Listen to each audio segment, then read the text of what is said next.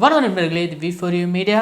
நம்ம எல்லாருமே ஒரு துக்கத்தில் ஆழ்ந்திருந்தது. அதாவது இப்போ நம்ம கேப்டன் விஜயகாந்த் அவர்கள் December 28, 2023 அன்று உயிரிழந்தார்.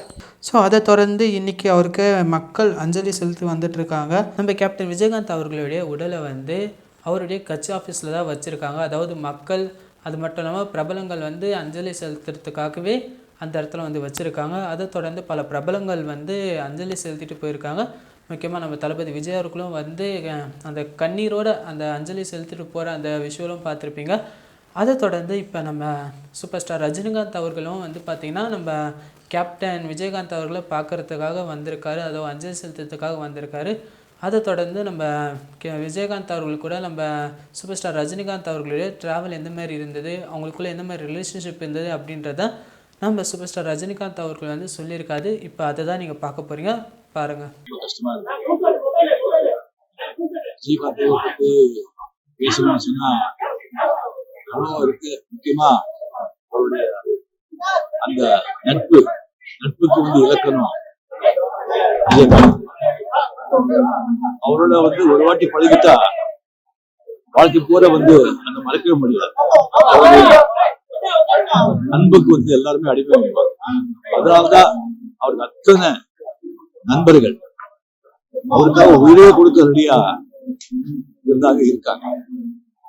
நண்பர்கள் மேலேயும் அவர் கோபப்படுவார், அரசியல்வாதிகள் மேலேயும் அவர் கோபப்படுவார். ஏன் ஊடகம் இந்த மேலேயும் கோபப்படுவார். ஆனா யாருக்கும் அவங்க மேல கோபம் வராது. ஏன்னு சொன்னா இந்த விஜயகாந்த் அவருடைய கோபத்துக்கு பின்னால ஒரு நியாயமான காரணம் இருக்கு.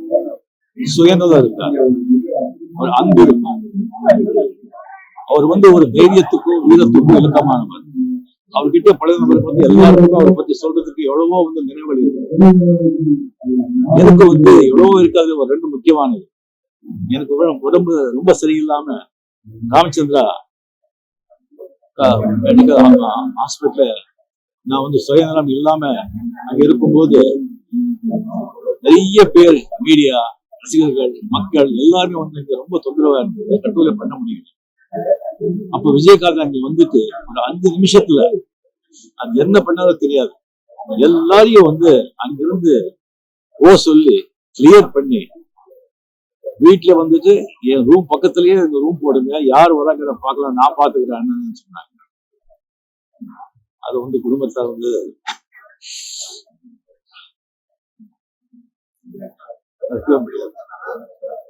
அதே மாதிரி ஒரு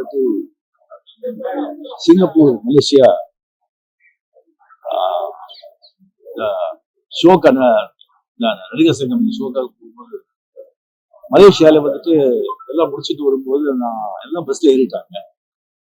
நான் கொஞ்சம் வரும்போது கொஞ்சம் நேரமாச்சு. ரசிகர்கள் எல்லாம் ரொம்ப சூழ்ந்துட்டாங்க. மீடியா எல்லாம் உதவே முடியல. ஒரு 5 நிமிஷம் திண்டாடுற அந்த பவுன்சர்ஸ் எல்லாம் இருக்காங்க, யாரும் ஒண்ணும் பண்ண முடியாது.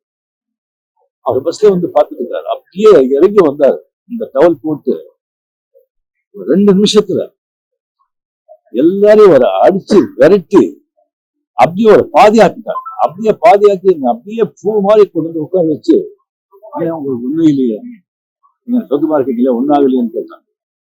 அந்த மாதிரி ஒரு ஆளு கடைசி நாட்கள் அவர் பார்க்கும்போது ரொம்ப கஷ்டமா இருக்கு.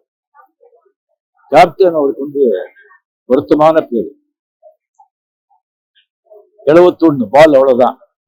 பல பவுண்டரிஸ், பல சிக்ஸர்ஸ், நூற்றுக்கணக்கான ரன்களை குவித்து மக்களை மகிழ்விச்சு விக்கெட்டை எழுந்துட்டு இந்த உலக ஃபீல்டை விட்டு போயிட்டு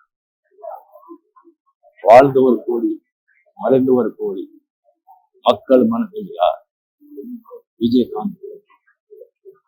வாழ்க விஜயகாந்த். நாம்